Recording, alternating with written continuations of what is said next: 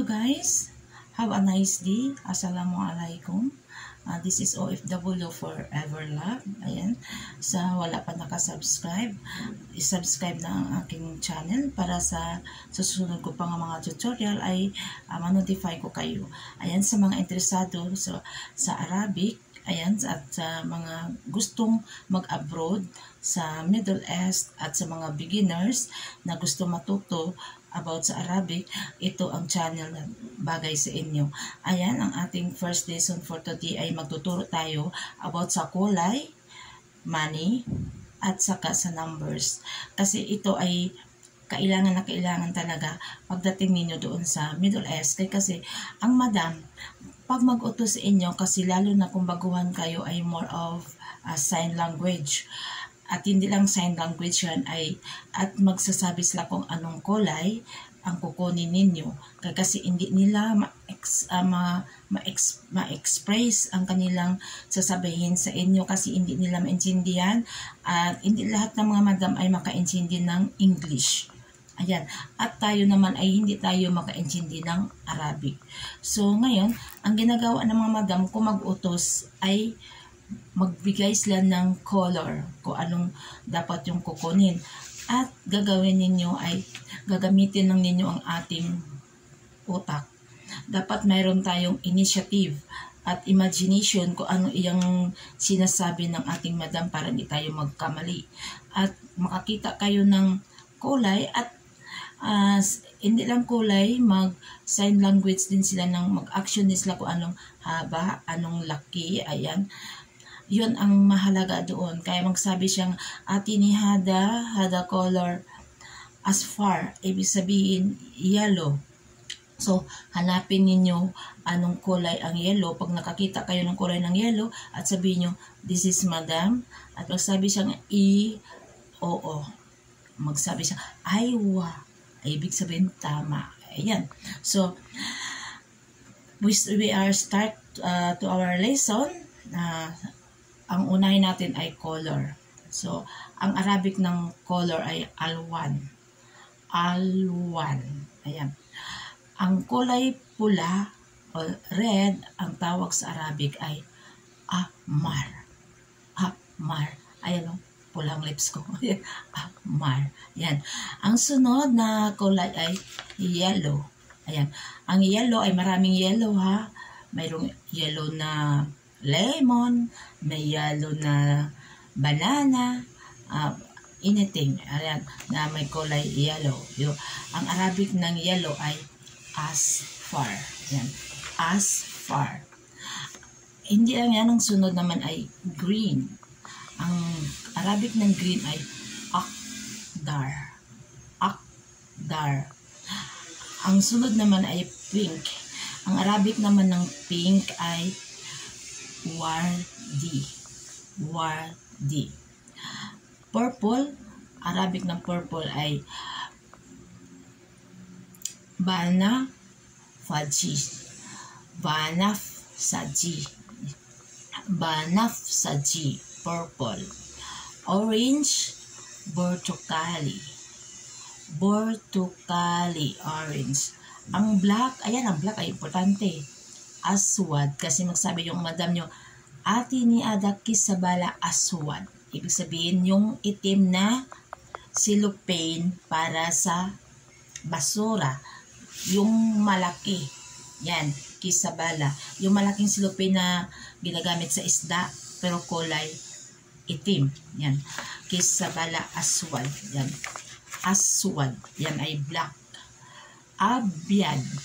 Ang abyad naman ay white. Puti. Abyad. Ayan. Ang blue, asrak. Asrak. Blue. Ayan. Pag brown naman, yan ay buni. Buni. So, ang silver, kasi ang silver yung kutsara nila, magsabi siya ng ati ni anagab siya, hada faji or fidi. Fidi. Ayan. Pag sinabi ng fidi, gabsya ay kutsara. Ayan. Ang gold naman ay dahabi. Dahabi, gold. angry, ramadi, ramadi. Yan. Yan ang mga kulay na dapat nyo tandaan. Yun ay pag mag-utos ang inyong madam ay ginagamit niya mga kulay, lalo-lalo na sa mga beginners. Ayan. Pupunta naman tayo doon sa kanilang pera. Ang kanilang pera, ang coins nila ay ang tinatawag na sa coins ay fels. Ang fels nila ay 50 fels. Ang pinakababa nilang fels ay 5 fels, 10 fels, 20 fels, 50 fels, 100 fels. Baka magtaka kayo, 100 ang laki pero fels yun. Ayan. Ang roba naman, ang tinatawag nilang roba ay 250 fels. Ayan, dalawang pag 100 fels at isang 50 fels. 250 fels. Ayan. Ang roba nila, mayroon din silang papel na pera na roba. 500 fels, yun ang nus dinar. Ayan, nus dinar ang 500 fels. Nus dinar. Ang dinar, ang tinatawag nilang dinar ay 1 kidi. 1 dinar. Ayan. Pag nagtawag ang madam nyo ng dinari, ang dinari, ibig sabihin, to dinar. To dinar yan na ang dinari. To dinar. And then, 5 dinar. Ayan. 5 dinar, kamsa dinar. Ayan. 10 dinar, ashara dinar. 20 dinar is isrin dinar. Ayan. Ang pinakamalaki nilang pera ay yung 20 dinar. Yun ay isrin dinar. Ang roba, yun ang 250 fels. Roba. Tandaan nyo, pag sinabing roba, 250 fels, 1/4. 1/4 yun sa ano nila. Ayan. Ang 500 fels ay yun, ang tawag nila nga, nos dinar. Nos dinar. 500 fels ay, 500 fels yun, nos dinar. Yan ang tawag nila. Ang 1 KD ay equivalent yan ng 1,000 fels. Pag may 1,000 fels kayo o 10 tag 100 fels, yan ay 1 dinar na yan. So, dinari to kidi, yan ang tawag nila. Kamsa dinar, yun ang 5 dinar. Kamsa dinar. Ashra dinar, yun ang 10 dinar. And Ishrin, yun ang 20 dinar. Yan. Akala nyo, maliliit lang ang pera nila. Malaki yan. Kasi ang halaga ng 20 dinar ay depende yan kung magkano ang 1 KD in the Philippine peso. Sometimes, ang 1 KD nila ay makaabot ng 190 pesos. 190, 180. Pag magbaba yan ay lalagpak yan ng 150. Ayan ang OFW na tatamlay kasi 150. Pero kung 190 ang saya-saya nila kasi 1 dinar 190. So, it means to say, if 10 dinar, mayroon kang 1,900. Ang laki 10 dinar lang yan Or ashra dinar, 1,900. So, kung mag 20 dinar or 20 Ishrin, ay lumalagapak sa 3,800 pesos yun. Ayan. O, Ishrin lang yun 20 dinar yan. Pero, napakadaming pera pagdating dito sa Pilipinas. Kaya nga maraming mga Pilipino pupunta sa Kuwait kasi malaki talaga ang currency doon. Sa buong mundo, ang Kuwait lamang ang may pinakamalaking currency. Yan. After that, no more. Kasi nasa 80 na, nasa 70 na, walang 100 na doon. Dito sa ating earth. So, ang Kuwait lang ang pinakamalaki. Ayan. So, kung may kamsa dinar ka, malaki na yan, Kasi, sa 1,900 sa 10, ibig sabihin, mayroon kang 850 pesos sa kamsa dinar or 5 KD.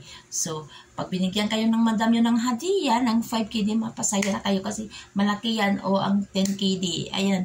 Ang hadiah nga tinatawag ay gift. Yun. Gift yun.